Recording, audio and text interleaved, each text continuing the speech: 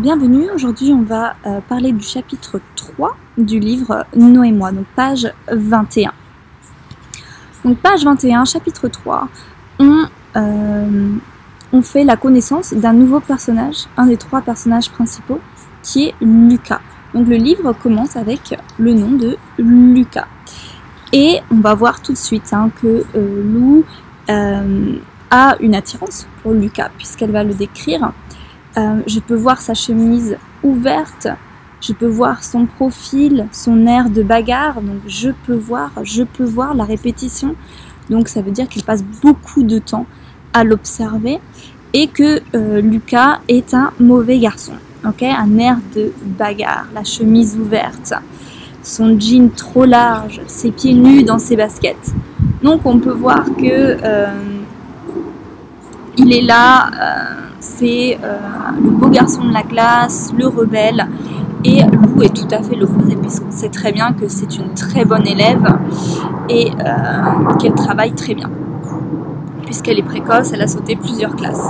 Il est renversé sur sa chaise, donc il n'est pas assis, il est renversé, donc il se tient très mal en classe. Ok, renversé, c'est vraiment comme ça, renversé sur sa chaise. Bras croisés, donc il ne travaille pas, en position d'observation, donc il observe, il n'écoute pas, il n'est pas attentif. Comme quelqu'un qui aurait atterri là par hasard. So he landed there by mistake. Randomly. Donc lui aussi il est en décalage par rapport au reste de la classe. Donc le sac de Lucas est vide, donc il vient sans ses affaires et elle est là en train de l'observer à la dérobée, discrètement. Donc on voit tout de suite qu'elle est amoureuse de Lucas probablement.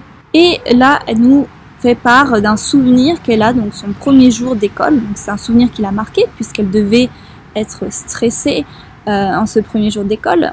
On dit j'avais peur, je ne connaissais personne. Donc il faut bien voir qu'elle n'a que 13 ans et elle est avec des élèves qui ont entre 16 et 17 ans. Lucas, lui, il a redoublé une classe, donc il doit avoir 17 ans. Donc ils sont beaucoup plus âgés qu'elle. Et elle s'était installée dans le fond de la classe, ok, the back of the class. Et là, on a une phrase clé, Lucas s'est tourné vers moi. He turned towards me. Il m'a souri. And he smiled at her. Et ça, c'est le souvenir qu'elle a du premier jour de la rentrée. Donc, elle avait peur. Et Lucas lui a souri. Et l'a sans doute fait se sentir beaucoup mieux.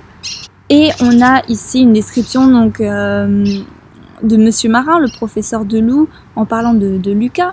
Donc, on sait que c'est un professeur sarcastique qui aime humilier ses élèves. Il est de la vieille école française. Il va dire « Monsieur Muller, je vois que vous commencez l'année dans les meilleures dispositions. Votre matériel est resté sur la plage. » Donc il fait une blague pour provoquer Lucas, mais Lucas a sans doute l'habitude, et on voit à la page 22 que Lucas n'a pas répondu.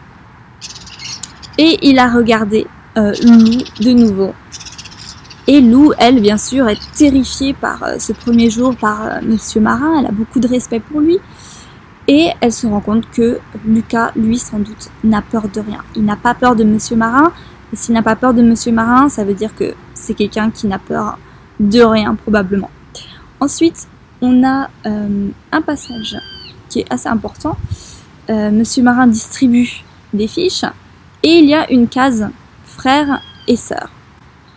Frères et sœurs. Lou écrit un 0 et elle parle de ce 0. Donc je vais lire le passage. Le fait d'exprimer l'absence de quantité par un nombre n'est pas une évidence en soi.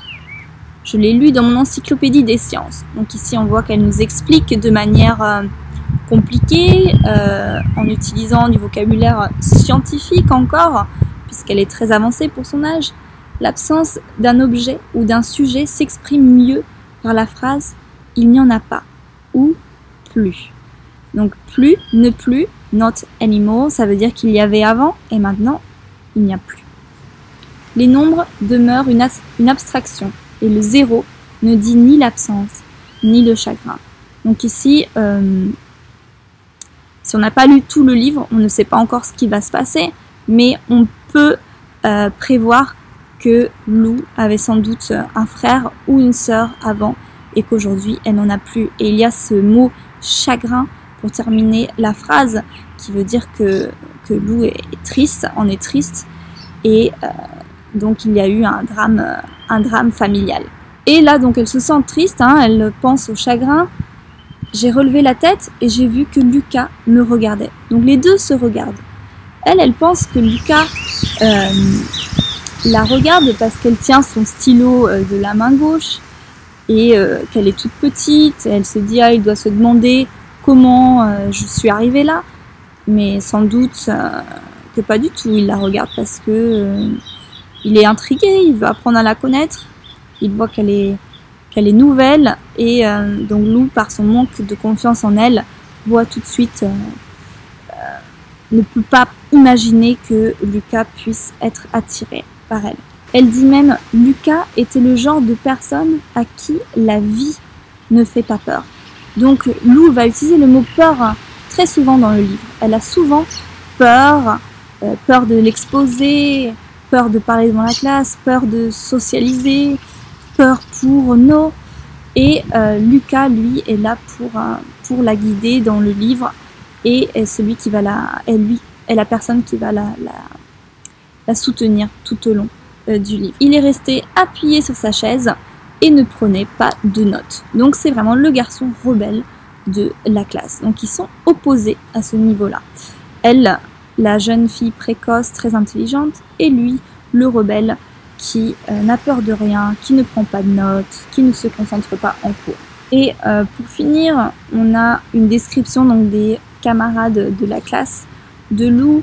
Donc on a la mention du rire de Léa Germain, les chuchotements d'Axel, donc ce sont les deux filles populaires de la classe, les jambes interminables de Lucas qui dépassent dans les allées, donc on voit qu'il est très grand, la trousse clignotante de Lucille, donc ça montre que ce sont des filles qui sont à la mode, populaires, la longue tresse de Corinne, elles savent bien s'habiller, elles s'occupent bien de leurs cheveux. Et après, on a pour finir une exagération ici, au-dessus de moi, tout en haut, Lucas se tient debout, l'air renfrogné. Donc ici, on voit la différence entre la taille de Lou qui est mise devant, où on met les plus petits, donc c'est une des plus petites de la classe, et on voit la comparaison physique entre Lou et Lucas, qui est lui un des plus grands sans doute de la classe. Et Lou rêve en utilisant du vocabulaire mathématique encore qui fait référence à son intelligence. Si on admet que par 2 points on peut faire passer une droite et une seule, un jour je dessinerai celle-ci de lui vers moi ou de moi vers lui. Ok, donc elle est amoureuse de Lucas et on a donc ces 3 pages pour parler de ce personnage, donc une description du personnage de Lucas, mais aussi on voit que Lou et Lucas sont vraiment opposés sur de nombreux points. Voilà pour le chapitre 3.